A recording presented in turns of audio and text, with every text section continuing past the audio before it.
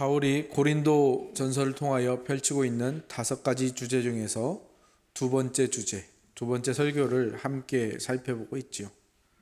그 두 번째 문제가 우리 지난 시간에 함께 나눈 대로 음행의 문제였습니다. 그런데 오늘 본문을 읽으시면서 그 두 번째 문제라는 생각이 드셨나요? 아니면 또 다른 문제로 넘어가는구나 라는 그런 느낌을 받으셨나요? 아마도 또 다른 문제로 넘어간 것 같은 느낌을 강하게 받으셨을 것 같습니다. 그런데 대부분의 성경학자들은 이 바울의 이 설교, 주제별로 장을 끊는 것은 다른데 5장부터 6장으로 끊는 학자도 있고 5장부터 7장까지 끊는 학자도 있습니다. 그 말은 무슨 말입니까? 6장까지 끊든지 7장까지 끊든지 오늘 본문은 이 음행의 사건과 하나로 엮여 있는 본문이라는 것을 알 수가 있습니다. 그래서 이 부분에 있어서 크게 두 가지의 해석이 있습니다. 첫 번째 해석은 고린도 교회가 음행의 문제가 있었는데 그걸 교회 차원에서 처리하지 못하지 않았습니까? 그러자 이 음행의 당사자와 관련해 있는 사람이 그 음행을 저지른 사람을 아버지의 그 후처, 그 계모를 취한 사람을 지체가 고소를 했다라는 것이죠. 그래서 그 지체가 누구일까? 자신의 후처를 빼앗긴 아버지일 수도 있겠고 또는 그 후처의 가족일 수도 있겠고 또는 교회 내에서 그와 대립했던 또 그 사람을 못마땅히 여겼던 어떤 지체일 수도 있겠다라는 해석이 있습니다. 일견 타당한 해석이지요. 교회가 교인의 잘못을, 교회가 교회의 잘못을 처리하지 못하자 그 잘못이 세상의 법정으로 갈 수밖에 없었다라는, 그래서 세상의 웃음거리가 될 수밖에 없었다라는 것이 첫 번째 해석입니다. 두 번째 해석은 이 고소가 6장에 나오는 이 송사가 5장에서 다룬 음행과 다른 죄에 대한, 다른 문제에 대한 고소였다라는 겁니다. 아마도 어떤 이익이나 손해가 관련된 고소였을 것이고 교회 내에서 지체가 지체를 세상 법정에 고소하는 일이 발생했다라는 겁니다. 그렇다면 이 두 번째 해석에는 이런 의문이 들죠. 그런 문제라면 왜 바울이 이 문제를 음행 사건 뒤에 바로 붙여서 왜 음행과 함께 다루는 것일까? 그래서 두 번째 해석을 하는 신학자들은 그것을 이렇게 이야기합니다. 고린도 교회가 첫 번째로 분열했고 두 번째로 어떤 문제가 일어났을 때 그것을 서로 간에 책임을 지면서 이 공동체가 그것을 스스로 해결하는데 실패했다라는 거죠. 그 음행을 저지른 사람이 있는데도 스스로 징계하지 못하고 그러다 보니까 이 교회 내에서 모든 체제들이, 모든 체계들이 다 무너진 거죠. 그래서 다른 분쟁이 생겼는데 그 분쟁조차도 이 모든 문제들로 인해서 스스로 해결하고 스스로 처리하고 스스로 정화하는 능력을 상실해버린 처지에 이르렀다라는 거죠. 그래서 음행이 아닌 다른 문제였지만 그 문제도 결국 세상의 법정으로 가져갈 수밖에 없었다라는, 이것이 두 번째 해석입니다. 첫 번째 해석도 참 비참한데 두 번째 해석은 더더욱 비참한 내용이 나오고 있지요. 사실 이 시대의 재판관은 오늘날의 어떤 이런 사법체계보다 현저히 떨어지고 좀 더 뭐라 그러죠? 이 조직적이지 못합니다. 그래서 사실 오늘날의 사법체계에서도 법조계나 사법부가 돈과 권력에 의해서 움직이는 그런 사법농단 같은 일들이 일어나지 않습니까? 그러면 지금보다 훨씬 더 조직적이지 못했던 그 당시에는 어떠했을 것 같습니까? 그런 일들이 비일비재했습니다. 예수님께서 복음서에서 말씀하신 비유 중에 불의한 재판관의 비유는 그 당시의 흔한 재판장의 모습이었다라는 것이죠. 예수님이 비유로 그냥 들어도 사람들이 금방 이해할 만큼 당시의 그 사법체계에는 이런 불의한 일들이 늘상 있었다라는 거죠. 죄의 유무와 상관없이 뒷돈을 찔러주거나 또는 권력 있는 사람의 편을 들어주는 그런 불의한 재판관이 많았고 그런 재판들이 성행했다라는 것이죠. 그래서 이러한 관점에서 보자면 이 지금 고린도 교회 지체들 간에 어떤 송사가 있었는데 서로 고소하는 일이 벌어졌는데, 이거는 교회가 책임지고 하나님의 거룩과 공의를 보여주지 못한 것은 물론일 뿐더러 교회에서 일어난 문제들을 처리하는 방법조차도 이제는 어떻게 되는 겁니까? 일반적인 도덕, 윤리의 옳고 그런 것도 상관없이 그냥 이 소송은 누가 이기게 되어 있습니까? 로비 잘하고 돈 잘 쓰는 그 지체가 이기는 싸움이 돼버린 것이죠. 교회가 교회다움을 잃어버리니까, 교회가 스스로의 문제를 해결하지 못하니까 얼마나 비참한 지경에 이르게 되었는지를 아주 단적으로 보여주는 사건인 것입니다. 그래서 바울은 이 음행 사건과 이 고소고발 사건을 함께 이야기하고 있는 겁니다. 이 고소고발의 죄목이 그 음행이었든지 다른 죄였든지는 상관이 없습니다. 교회가 스스로 정화하고 스스로 건증하고 치료하는 일을 하지 못했을 때, 서로 책임지는 일에 있어서 실패했을 때 어떻게 교회가 세상의 조롱거리가 되는지를 보여주는 모습이죠. 훗날 예수님이 다시 오실 때 우리는 예수님과 함께 이 세상과 마귀와 죽음을, 그 사망을 심판할 자들입니다. 교회와 성도가 그렇게 이 세상과, 정말 이 세상에 가장 큰 권력을 가진 이 마귀를 심판하고, 우리가 이 세상을 살면서 가장 괴롭힘을 당하는 그 사망조차도 우리가 심판할 것인데, 그런 존재가 세상의 법정에서 온갖 불법을 저지르고 승자도 패자도 없는 그 재판을 당하고 세상의 조롱거리가 되는 이 모습, 바울은 이 사건을 도저히 그냥 지나칠 수가 없는 것이죠. 바울이 말하고자 하는 것은 교회 안의 범죄를 세상에 드러나지 않게 숨겨라, 이런 말을 하는 것이 아니죠. 또 세상 법정에서 일어나는 일들은 다 나쁜 것이다 하면서 그것을 무시하라는 말도 아닙니다. 바울은 분명히 이야기합니다. 세상 통치자들에게 복종하라고 말합니다. 그런데 중요한 것은 무엇인가 하면, 교회가 교회 안에 범죄를 교회 스스로 치리하고 정화하는 능력이 있고, 그것을 하나님께서 예수 그리스도를 통하여 주셨는데 그 능력을 보여주어야 한다라는 것이죠. 교회가 어떤 곳임을 보여줘야 합니까? 어떤 범죄나 어떤 죄악이 들어오려고 애를 쓰지만 교회가 그것을 허용하거나 방치하는 것이 아니라 적극적으로 막고 있고, 그리고 예방하는 능력이 있음을 보여주어야 한다라는 것을 바울이 말하고 있는 것입니다. 이 일을 하지 못하는 것은 교회가 그 교회의 머리 대신 예수 그리스도를 욕되게 하는 일이라는 것이죠. 저는 이 부분을 보면서 한국 교회의 아픈 또 다른 한 면이 생각이 났습니다. 강남에 사랑의 교회라고 있죠. 저와 저희 아내가 청년 때 다녔던 교회고요. 저희 동생 부부와 사돈댁은 여전히 그 사랑의 교회를 다니고 있습니다. 근데 이 사랑의 교회가 스스로의 죄악을 정화시키지 못해서 세상 법정으로부터 치리받았던 사건이 있거든요. 그 사건이 떠오릅니다. 사랑의 교회가 지금 건물을 건축할 때 교회 본당에 좌석을 6,000석을 놓고 싶었어요. 근데 아무래도 견적이 안 나오는 거예요. 그 사랑의 교회가 어떤 선택을 했을까요? 불법을 선택했습니다. 공공도로 밑을, 자기네 땅이 아닌 공공도로 밑을 뻥 뚫어가지고, 그 밑을 뚫어가지고 거기다가 강단을 설치하는 거예요. 그렇게 하니까 드디어 6,000석의 좌석이 마련이 된 겁니다. 그 불법을 저지른 거죠. 6,000석 맞추기 위해서. 사실 사랑의 교회는 어떤 교회입니까? 법조인이 넘쳐납니다. 정치인도 엄청 많고요. 구청장 같은 선출직 공무원도 있고, 고위 공직자도 많고, 기업 경영인, 자문인, 아주 그냥 법에 빠삭한 사람들이 가득합니다. 근데 그들 모두가 다 뭐 한 겁니까? 교회 안에 그 불법이 들어오는데, 그 죄악이 들어오는데 방치하고 못 본 척하고 있었던 거죠. 좌석 6천석을 위해서 불법을 저질러도 된다고 눈 감아버린 겁니다.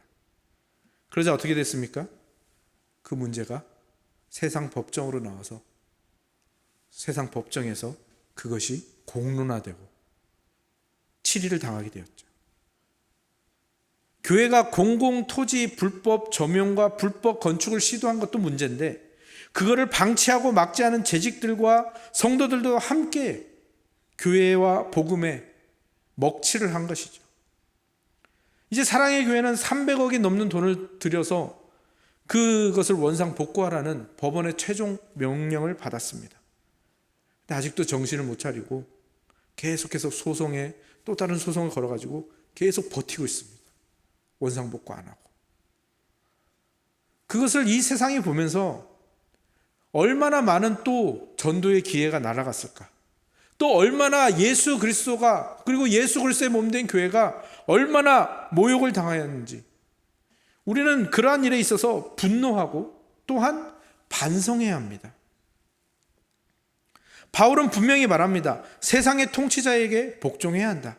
사회의 법을 지켜야 한다. 재판이나 정치적인 부분에서 시민의 의무를 다하여야 한다. 부당한 일이 있으면 신자도 소송할 수 있다. 또 세상의 법정의 판결에 따라야 한다. 그러나 교회의 문제를 세상의 법정까지 가져간다는 것. 교회 안에서 지체와 지체의 문제를 세상의 교회에, 세상의 법정에 가져간다라는 것. 그는 교회의 교회됨을 잃어버린 것이다 라는 것이죠. 교회는요, 교회 법에 의해서 교회의 당회가 재판국을 열 수 있습니다. 지체와 지체의 문제에 있을 때.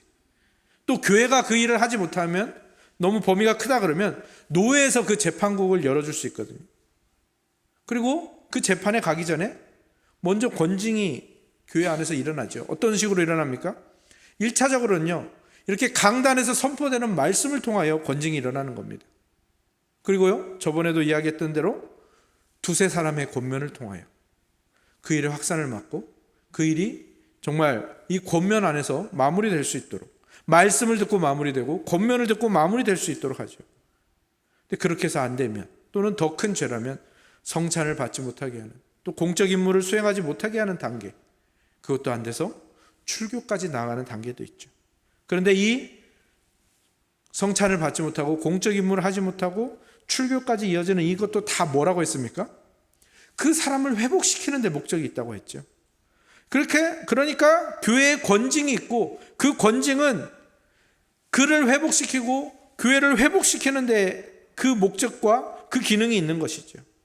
이러한 교회의 기능과 권위를 제대로 사용하지 못하는 것, 그래서 교회 안에 문제가 있을 때 세상 법정으로 갈 수밖에 없는 것, 이것이 머리 대신 예수 그리스도를 얼마나 욕되게 하고 복음에 먹칠을 하는 일인가 바울이 통탄하고 있는 것이죠. 이 일에 바울이 더욱더 분노하는 이유는 바울이 이 고린도 교회를 세우기 전 고린도에서 복음을 전할 때 어떤 일을 당했습니까? 당시 그 고린도에 있던 유대인 회당의 회당장과 그 모든 유대인 무리들이 바울을 고소했습니다. 그래서 세상 법정으로 갔습니다. 총독 갈리오 앞으로 갔죠. 근데 갈리오가 뭐라고 했습니까? 야, 니네들의 일을 니네들끼리 해결해. 그렇게 공개적으로 망신을 당했습니다.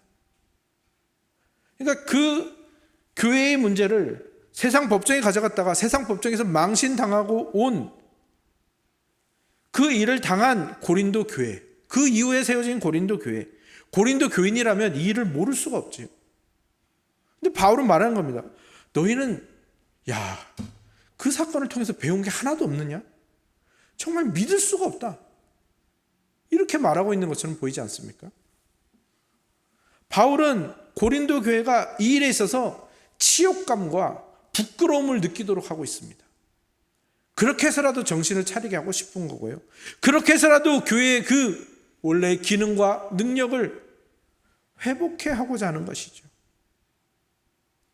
우리도 마찬가지입니다. 현재 한국 교회를 바라보면서 또 우리 교회를 바라보면서 이 부끄러움이 있어야 됩니다. 우리가 우리의 문제를 해결하지 못하고 한국교회가 한국교회 문제를 스스로 해결하지 못하고 비리와 세습과 불법과 욕심을 부리고 있는 그런 것들로 가득 찬 한국교회, 그리고 정치적 선동과 사이비 같은 발언으로 한국교회를 날마다 욕먹이는 그 이름 있는 목사들, 그들을 보면서 우리는 치욕감과 부끄러움을 느껴야 합니다. 교회는 어떤 곳입니까? 오직 예수 그리스도의 십자가의 도 위에 복음으로 세워진 사람들이 함께 모인 공동체입니다. 그래서 그 전까지는 너무나도 다르게 살아왔죠. 한 번도 무언가를 같이 할 거라고 생각하지 못한 사람들이 모여 있습니다. 그러니까 그들이 모여서 여러 가지를 함께하며 정말 중요한 일들을 해나가다 보니까 부딪힐 수밖에 없습니다. 그런 부딪힘이 때로는 감정적인 문제로, 때로는 싸움이나 말다툼으로, 때로는 이익과 손해가 연결된 문제로, 때로는 명예와 인격에 관련한 문제로 불거질 수 있습니다. 그런 문제는 교회 안에 항상 있어 왔고 앞으로도 계속 있을 겁니다. 중요한 건 뭡니까?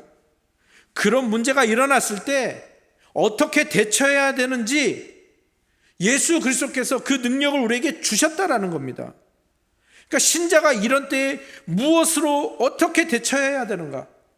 오늘의 말씀은 바로 거기를 향하고 있는 겁니다. 교회 안에 그런 일이 있을 수밖에 없고 앞으로도 계속 일어날 텐데 이 문제가 해결되지 않는 이유는 뭡니까? 거기에 대해서 책임지는 사람이 없을 때 그렇습니다. 교회적으로 책임지는 것을 모를 때 그러합니다. 그러면 그 문제는 골마버리게 되는 거죠. 그러면 꼭 어떻게 접근하게 되냐?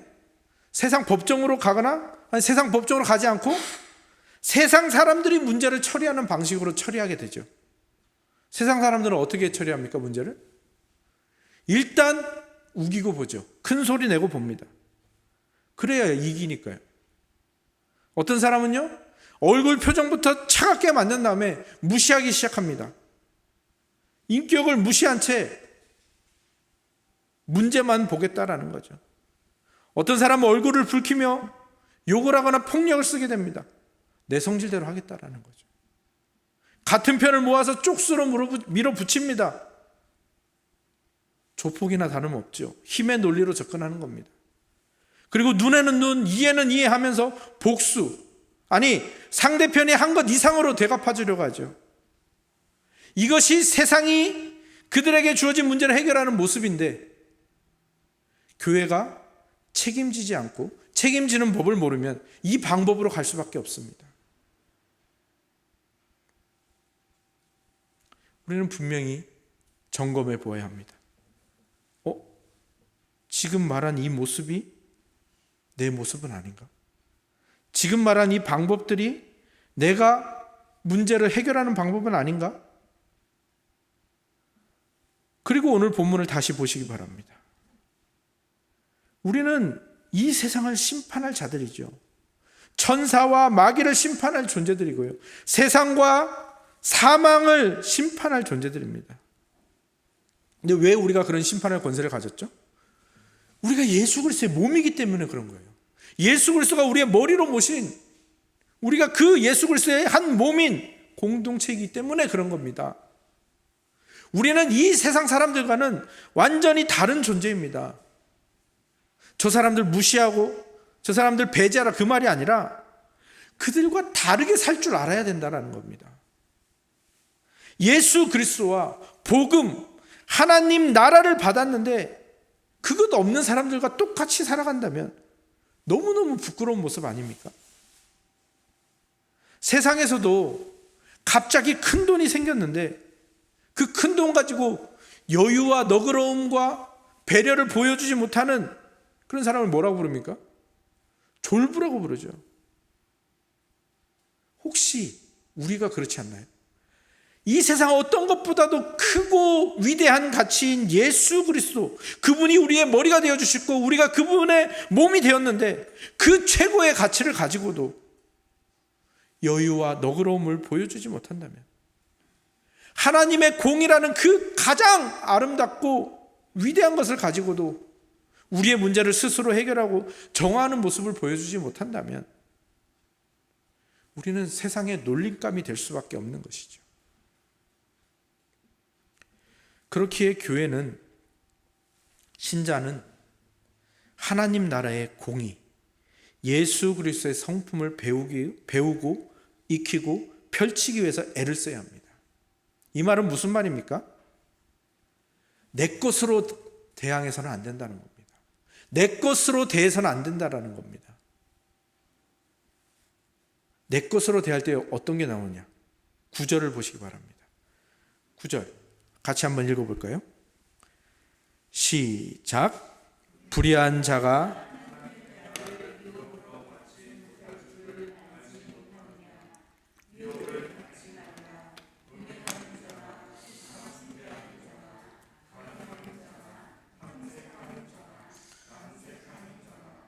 10절까지요. 도적이나 탐욕을 부리는 자나 술 취하는 자나 모욕하는 자나 속여 빼앗는 자들은 하나님의 나라를 유업으로 받지 못하리라. 아멘. 앞뒤로 뭐가 나옵니까? 하나님 나라를 유업으로 받지 못한다. 이러한 죄를 가진 사람. 그러니까 이 불의한 모습들, 이 죄의 모습들은요, 우리가 예수 그리스도의 몸이 되기 전에 가지고 있던 원래 나의 것들입니다. 이 나의 것들로 대항하면 어떻게 되겠습니까? 죄를 죄로 대항하면 독을 독으로 없애듯이 없어지나요? 아닙니다. 더 큰 문제가 일어나는 것이죠. 교회가 배격해야 되는 불의, 그것이 내 안에 있습니다. 근데 그 나열하고 있는 그 내 안에 있는 이 불의의 모습이 총 10가지로 되어 있죠. 아마도 이것은 십계명을 떠올리게 하려는 바울의 의도가 있지 않은가 그렇게 생각이 됩니다. 또 이 불의의 모습은 2가지로 구분이 됩니다. 첫 번째 5가지 죄는요, 성에 대한 죄입니다. 성에 관련한 죄. 나머지 5가지 죄는 성에 관련되지 않은 일반적인 5가지 죄라고 할 수 있습니다. 이 부분에서도 앞선 2 해석에 따라 다른 해석을 할 수 있는데요, 음행 때문에 고발을 했으니 음행에 관한 죄를 먼저 이야기하고 일반적인 죄를 이야기한다. 이것이 첫 번째 해석일 것이고요. 2번째 해석은 아니다. 음행의 문제로 인해서 고소고발 사건이 일어났으니 죄를 구분하는 것도 음행에 대한 죄를 말하고 고소고발했던 일반적인 죄에 대해서 말하는, 그것이 5장과 6장이다라고 이야기하는 것이죠. 근데 그런 해석은 다 접어두고 바울이 이 죄의 목록을 나열하는 이유가 무엇인지 집중해야 합니다. 먼저는 이 죄들이 너무나도 자연스러운 모습이라는 겁니다. 먼저 이 성에 대한 죄 5가지 죄악이 그 당시 고린도 지역에서 유행하고 성행하던 모습이었다라는 거죠. 여기서 나오는 음행은 모든 형태의 성적인 죄를 말합니다. 그 뒤이어서 나오는 게 우상숭배입니다. 우상숭배가 성적인 죄인가요? 그렇습니다. 우상숭배는 첫 번째로 영적인 간음이기 때문이죠. 근데 2번째로 이 당시에 우상숭배를 하는 이방 신전을 보면 항상 우상에게 제물을 드린 후에 입신을 하기 위해서 강란의 이 파티, 막 이상한 말을 막 중얼중얼하고 막 뭘 하여튼 광란의 파티가 일어나고 입신까지 가면요, 결국 마지막에 뭘 하느냐? 성적인 합의를 합니다. 그게 이 우상에게 바치는 제사의 마지막 하이라이트인 거예요. 그래서 신전에는 항상 전문적인 이 매춘부들이 항상 있었다고 하죠. 그래서 이 우상숭배는 성적인 죄와 밀접하게 관련이 있는 것입니다. 뒤이어 나오는 간음은 자신의 배우자가 아닌 다른 사람들과 저지르는 성적 범죄를 말하는 것이고, 탐색하는 자, 남색하는 자, 이 2가지는 모두 다 동성애를 가리키는 말이지요. 고린도 지역에 이것들이 유행했다라는 것은 무슨 말입니까? 고린도 교회 지체들에게 너무나도 자연스러운 모습이라는 겁니다. 그러니까 그들이 교회가 되었다라는 것, 그리고 교회가 가진 예수 그리스도가 주신, 머리 대신 예수 그리스도가 주신 그 교회의 기능과 능력을 모르면 이것으로 대처할 수밖에 없다라는 겁니다. 이게 나올 수밖에 없다라는 것입니다. 그런데 오늘 우리가 읽은 이 9절 10절 다음에 어떤 구절이 나옵니까? 같이 한번 읽어볼까요? 11절 시작. 너희 중에 이와 같은 자들이 있더니 주 예수 그리스도의 이름과 우리 하나님의 성령 안에서 씻음과 거룩함과 의롭다 하심을 받았느니라. 원래 고린도 교인들이 그런 자였는데 예수 그리스도의 이름과 하나님의 성령, 그러니까 삼위일체 하나님의 이 구원 속에서 그들이 고린도 교회의 신자로 예수 그리스도의 몸으로 들어왔다라는 것이죠. 그런데 그들이 이 예수 그리스도의 몸 된 것을 모르고 예수 그리스도께서 머리 되신 것이 무엇인지를 모르면 그러한 범죄로 돌아갈 수밖에 없다라는 건데, 그 범죄로 다시 돌아가고 그 예전 모습으로 다시 돌아가는 것은 그 범죄가 교회 안으로 들어오도록 만든다는 것인데, 지금 너희가 그 일을 하고 있다는 것을 강조하는 거죠.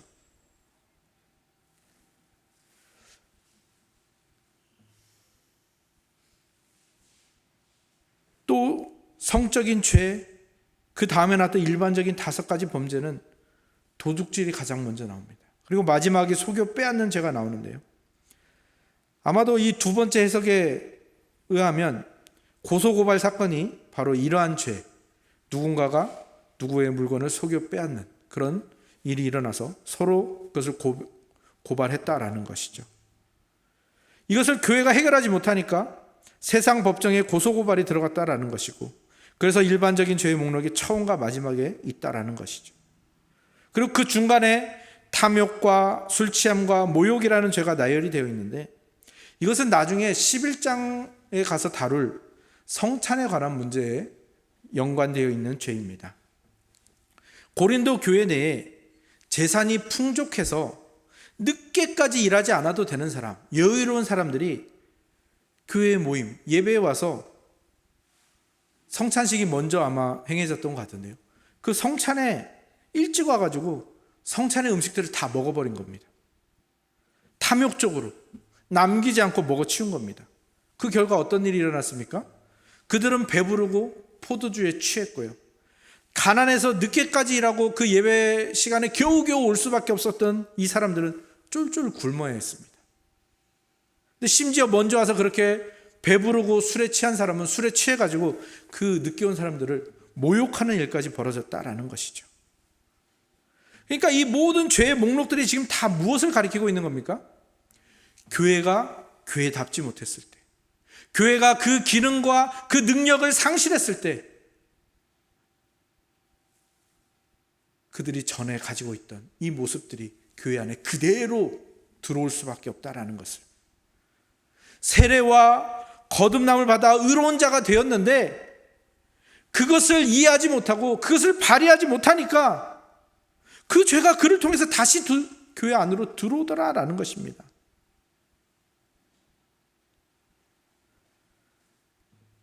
고린도 교인들이 원래 그런 범죄에 빠져 있던 자들이었는데 주 예수 그리스도의 이름과 하나님의 성령 안에서 씻음과 거룩함과 의롭다 하심을 받아서 하나님의 백성이 되고 거룩한 교회가 되었는데, 이것이 복음의 능력이고 이것이 교회의 신비인데, 삼위일체 하나님께서 그렇게 세상에서 교회를 부르시고 세우시고 만들어 가시는데 우리가 다시 그 진흙탕, 그 시궁창으로 들어가 그 죄를 다시 교회로 가져온다, 그 옛 모습들을 다시 교회로 가져온다. 이것이 얼마나 처참한 일이고 얼마나 비참하고 부끄러운 일인가 돌아보라는 것이죠. 하나님의 백성이 되었다, 하나님의 교회가 되었다, 이거는요 우리가 놀라운 지위와 신분과 직분을 얻었다라는 것이거든요. 하나님의 자녀, 그리고 자유로운 존재가 되어서 이제 이 세상에서 죽음도 두렵지 않고 이 세상도 두렵지 않은 정말 자유로운 존재가 되어서 살아간다라는 것인데, 고린도 교회가 여기에서 그걸 잘못 사용하는 거죠. 하나님께서 주신 자유를 가지고 뭘 하는 겁니까? 거룩과 의로움과 복으로 가지 않고 다시 그 예전 모습, 다시 그 더러운 모습. 그런데 그게 교만으로 인해서 눈이 어두워지니까 그게 죄가 아닌 것 같고, 그 죄를 해결할 생각도 못하고, 그러니까 세상 법정으로 가서 세상의 놀림거리가 되고 비난거리가 되고, 예수 그리스도, 교회의 머리 대신 예수 그리스도가 모욕을 당하는 그 상황으로 갔다라는 것이죠. 12절을 보시기 바랍니다. 12절 같이 한번 읽어볼까요? 시작.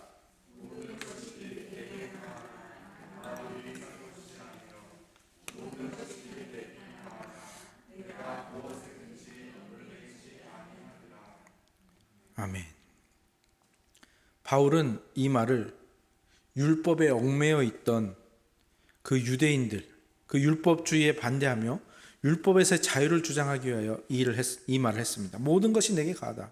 모든 것이 내게 합법적이다. 그런데 이 고린도 교인들은 이거를 어디다 갖다 쓰는 겁니까? 자신들의 죄를 정당화하고, 자신들이 이 죄를 지은 것이 그냥 가다라는 것, 거기에 갖다 쓴 것이죠. 근데 그것은 아까도 말했듯이 심각한 모순에 부딪히게 되지 않습니까? 하나님 나라에 속할 수 없는 죄에 빠졌던 자들, 그들을 하나님이 씻으셔서 은혜로 이 하나님 나라에, 또 예수 그리스도가 머리 대신 이 몸된 교회에 넣어주셨는데, 그렇게 하나님 나라에 들어간 자가 자신의 자유를 사용해서, 예를 들면 하나님 나라의 물건을 다 때려 부수고 하나님 나라를 더럽히고 다른 하나님 나라의 백성들을 괴롭히고 피해를 주기 시작했다고 한번 생각해 보시기 바랍니다. 그러니까 자유를 거기다 사용하는 거죠. 자유는 죄를 지어도 된다는 의미의 죄가 그 자유가 아니지 않습니까? 자유는 자유롭게 이제 하나님의 뜻에 맞는 선과 거룩과 의와 생명을 선택하게 되었다라는 의미에서 자유인데, 예수님께서 그 복된 자유를 우리에게 주시기 위해서 자신의 전부를 내어주셨는데, 특히나 예수님께서 자신의 생명을 들여서 세우신 이 교회는 바로 그분이 주신 자유를 가지고 서로를 세워주고 서로를 도우고 서로 얽혀가며 그렇게 자라가야 하는데, 그리고 거기서 사실 실패할 수밖에 없지만 하나님께서는 그 실패조차도 앞서 말했던 충성으로 보아주시며 그 실패가 실패로 끝나지 않도록 선하게 사용하실 것을 믿으며 그 책임에서 자유로워지는, 이러한 놀라운 자유를 우리에게 주셨는데, 그것이 신자의 권리인데, 그 신자의 권리를, 그 예전에 지었던 죄를 다시 행하고 나를 통해서 다시 교회로 들어오게 만들었다는 것, 이것이 고린도 교회의 모습이고 바울은 그것을 지금 통탄하게 여기고 있는 것입니다. 신자는 무엇으로 살죠? 하나님이 주신 것으로 사는 겁니다. 내 것으로 사는 것이 아닙니다. 하나님이 주신 것이 무엇입니까? 예수 그리스도, 복음, 교회, 그리고 새로워진 신분, 하나님의 백성, 하나님의 자녀. 그런데 이것 외에 우리가 욕심을 내는 순간, 난 바울파야, 난 아볼로파야, 난 죄를 지어도 돼, 이런 식으로 다른 것에 욕심을 내는 순간 우리를 통해 이 하나님의 나라에, 이 교회에 속할 수 없는 죄가 나를 통해서 들어오게 된다는 것, 우리는 여기에 심각하게 고민해 봐야 합니다. 나를 통해서 지금 들어오고 있는 것은 무엇인가? 그리고 교회 스스로 그것을 책임지고 정화시키고 치리하지 않으면 앞서 살펴봤듯이 교회는 세상에 모욕과 창피와 부끄러움을 당하게 되고 말 것입니다. 모든 것이 내게 가하나 다 유익한 것이 아니요 모든 것이 내게 가하나 내가 무엇에든지 얽매이지 아니하리라. 하나님께서 내게 자유를 주셨는데 그 자유를 내 것을 사용하는데, 죄를 선택하는 데 쓰는 것은 어리석은 것임을 분명히 알아야 한다. 하나님이 주신 자유를 가지고 나는 거룩과 순결과 서로 사랑하는 일에 사용할 것이고, 그래서 그 일들로 말미암아 교회의 머리 대신 예수 그리스도의 영광을 드러내는 데만 이 자유를 사용하고 거기에만 힘쓰겠다. 이것이 바울의 고백이고 이것이 오늘 우리의 고백이 되어야 하는 것입니다. 하나님의 명령을 어기면 하나님 나라에 못 들어간다거나 어떤 죄는 더 중하고 어떤 죄는 좀 가볍다 이런 말을 하는 거 아니죠. 바울은 오늘 본문에 나열한 10가지 죄의 목록을 동일하게 똑같이 말하고 있습니다. 너희가 예수 그리스도와 복음, 교회, 하나님 나라 이것 외에 다른 것을 선택하면 무엇이 들어오는가? 하나님 나라를 깨트리는, 하나님의 교회를 깨트리는 죄가 들어올 수밖에 없다라는 거죠. 동성애나 간음이나 탐욕하는 것이나 모욕하는 것이나 똑같이 하나님 나라에 들어올 수 없는 죄입니다. 그런데 내가 내 자유를 가지고 나의 것을 드러내는데 사용하면 이것이 나를 통하여 교회 안으로 들어온다라는 것. 그러면 진짜 다시 또 반복하게 되죠. 이 죄 때문에 예수 그리스도께서 죽으셨고, 이 죄 때문에 하나님이 자신의 아들을 우리에게 내어주셨고, 이 죄 때문에 성령님께서 우리를 씻으시는 그 일들을 하셨는데 그 모든 것을 무효로 만들려는 것인가? 무엇이 가장 중요하고 우리가 무엇으로 사는 사람인가? 오늘 이 본문을 통하여 분명히 기억하시고 여러분의 고백으로 가져가셨으면 좋겠습니다. 이 놀라운 은혜, 거기에 대한 감사와 고백으로 오늘도 여러분들 신자로서, 교회로서 부끄럽지 않은 삶을 살아가시기를 주님의 이름으로 축원합니다. 아멘.